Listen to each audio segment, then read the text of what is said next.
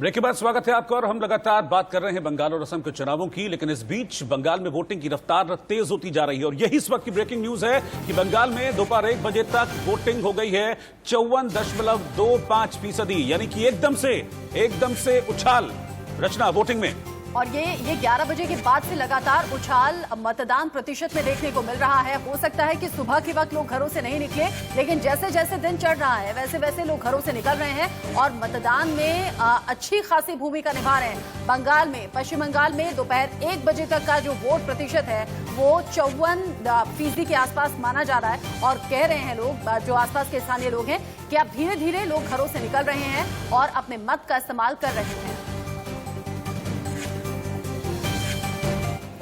और बंगाल चुनाव से जुड़ी ये 4 तस्वीरें इस वक्त आपके टेलीविजन स्क्रीन पर हम आपको दिखा रहे हैं। किस तरह से पहले चरण में मतदान तो चल ही रहा है, लेकिन इस मतदान के दौरान छिटपुट हिंसा की खबरें आई हैं। सुशांतो घोष जो कि एक कैंडिडेट हैं, उन पर अटैक किया गया, हमला किया गया। इस दौरान बीजेपी कार्यकर्ता का शव भी मिला, जिस पर आरोप लगाया गया है कि टीएमसी की ये करतूत है और टीएमसी के कार्यकर्ताओं ने ही बीजेपी कार्यकर्ता की हत्या की है और टीएमसी दफ्तर में बॉम्ब ब्लास्ट हुआ है। तो हिंसा सुबह से लगातार हो रही है रचना, कई जगह से खबरें भी आई हैं हिंसा की। लेकिन इस हिंसा के दौरान अच्छी बात यह है कि वोटिंग प्रतिशत में इजाफा हो रहा है।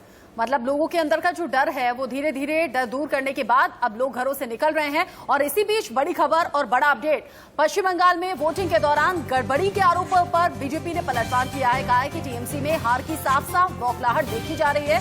गड़बड़ी लगती है तो आयोग में जाकर शिकायत करें ना, चुनाव आयोग में जाकर शिकायत करें। और दिलीप घोष ये भी कह रहे हैं कि टीएमसी खुद ही गड़बड़ी कर रही है और आरोप बीजेपी पर मढ़ रही है।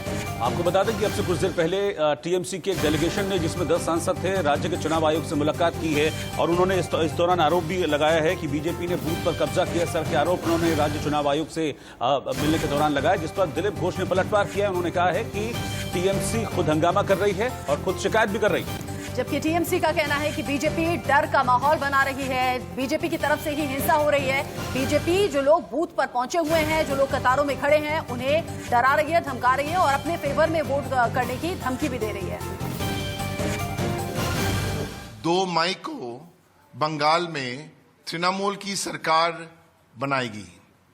बंगाल की बेटी बंगाल के गद्दार को नंदीग्राम में हराएगी। मोदी शाह और उनके टूरिस्ट गैंग अन्य सदस्यों के साथ हर संस्था को नष्ट करने की कोशिश वो लोग करते रहेंगे। बंगाल की महिलाएं अपने तरीके से साड़ी पहनती है और पहनती रहेंगी। कंप्लेन करें, उसके लिए चुनाव कमीशन है, उसके लिए सेंट्रल फोर्स है। सीधा जाके कंप्लेन करें और सेंट्रल फोर्स लोगों को बोल रहे चलिए आपको वोट हम दिलाते हैं, और नहीं करके वो जाके उल्टा अभियोग करें। मीडिया आज बहुत सक्रिय, हर चीज सामने आती है, ला रहे हैं। विशेष करके आप लोग जो सेंटर से आए हैं, इसके चलते आप लोगों को टारगेट बनाया जा रहा है। यहाँ के पुलिस जो उनके इशारे पर काम करती है, आज नहीं करे, उनको पता चल गया परिवर्तन हो रहा है, इसे उनको टारगेट किया जा रहा है। ऐसा यहाँ तक कि सेंट्रल फोर्स को भी किया जा रहा है प्रेशर में लाने के लिए। कोई आज प्रेशर में नहीं है, आज ममता बनर्जी और टीएमसी प्रेशर में, इसलिए इस प्रकार आरोप प्रत्यारोप सुने आपने। इस बीच बीजेपी नेता राकेश सिन्हा का क्या कुछ कहना है वो भी सुनिए। पश्चिम बंगाल में प्रथम चरण का मतदान लगातार जारी है, लेकिन जिस तरह से छिटपुट हिंसा की खबरें हैं, इन तमाम मुद्दों पर बातचीत करने के हमारे साथ बीजेपी के वरिष्ठ नेता राकेश सिन्हा साहब हैं। राकेश जी, सबकी निगाहें पश्चिम बंगाल चुनाव पर है, लेकिन कई जगहों से छिटपुट हिंसा की खबरें हैं। देखिए, पश्चिम बंगाल में जिस राजनीतिक संस्कृति को ममता बनर्जी ने आगे बढ़ाया, वह बर्बरता की राजनीतिक संस्कृति है और अपने कार्यकर्ताओं को उसी प्रकार से तैयार किया है। यही कारण है कि चुनाव से पहले तो यह दिखाई पड़ती थी, चुनाव के दिन भी न सिर्फ कार्यकर्ताओं पर हमले हो रहे हैं, बल्कि सेंट्रल फोर्सेस पर भी हमला किया जा रहा है।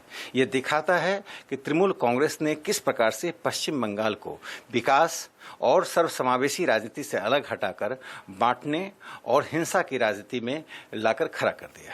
अच्छा, 10 जो हैं तृणमूल कांग्रेस के एमपी आज चुनाव आयोग से भी कुछ मिल रहे हैं और सबसे उनकी शिकायत है कि जो ईवीएम है, जो वोट परसेंटेज है, वो जितना था उससे घट गया। ये क्या हो रहा है? उनका गंभीर आरोप है कि हेरफेर किया जा रहा है। देखिए, चुनाव में हार की आशंका अब सुनिश्चितता में परिवर्तित हो गई है। इसी को छिपाने के लिए, अपने हार की शर्म को ढकने के लिए अब तृणमूल कांग्रेस तरह का नाटक कर रही है। जो स्वतंत्र रूप से निष्पक्ष चुनाव हो रहा है, ये पूरी दुनिया देख रही है, चुनाव आयोग के अधीन चुनाव हो रहा है, तो जब पैरों के नीचे की जमीन खिसक जाती है तो जो परिणति होती है उससे कहते हैं खिसियानी बिल्ली खंभा नोचे। क्या उम्मीदें हैं खास तौर पर पश्चिम बंगाल से, क्योंकि पश्चिम बंगाल को लेकर बीजेपी के लिए प्रतिष्ठा का प्रश्न है? देखिए, बीजेपी भारतीय जनता पार्टी नरेंद्र मोदी जी के नेतृत्व में पश्चिम बंगाल में जो चुनाव लड़ रही है, तो ये मोदी लहर ममता और टीएमसी के लिए सुनामी की तरह है। अब टीएमसी की जगह विधानसभा में नहीं, बंगाल की खाड़ी में है। जिस प्रकार से टीएमसी ने बंगाल की संस्कृति, साहित्य, समाज और अर्थव्यवस्था को पीछे ढकेल दिया, उससे निकलने के लिए भारतीय जनता पार्टी एकमात्र विकल्प है। सबसे महत्वपूर्ण पक्ष यह है कि भारतीय जनता पार्टी की विचारधारा और प्रधानमंत्री नरेंद्र मोदी जी की सर्वसमावेशी दृष्टि दोनों ही आम और सामान्य जनों तक, गांव गरीब लोगों तक पहुंच चुकी है। यही सबसे बड़ा पक्ष है भारतीय जनता पार्टी के लिए। दूसरा, भारतीय जनता पार्टी का नेतृत्व, विचारधारा और संगठन जमीनी स्तर पर है, जिसका कोई विकल्प अभी भारतीय राजनीति में नहीं है। धन्यवाद। कैमरामैन पंकज के साथ राकेश कुमार सिंह, इंडिया न्यूज, दिल्ली।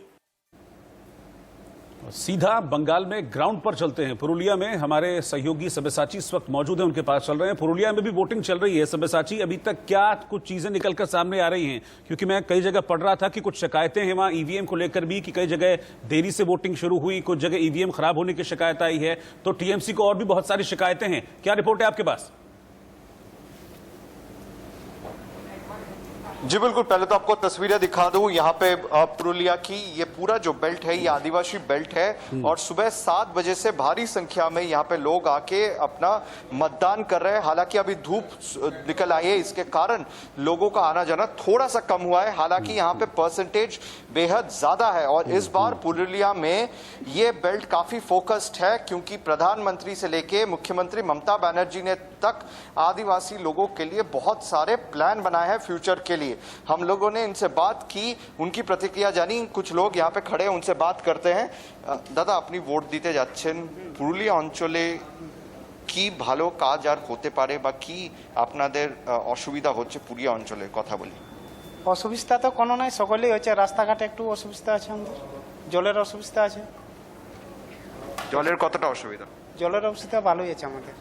আমাদের টিউবওয়েল খারাপ হলে টিউবওয়েল পাওয়া যায় না জলদি, এইসব। तो ट्यूबवेल खराब होले कत किलोमीटर जेते हैं?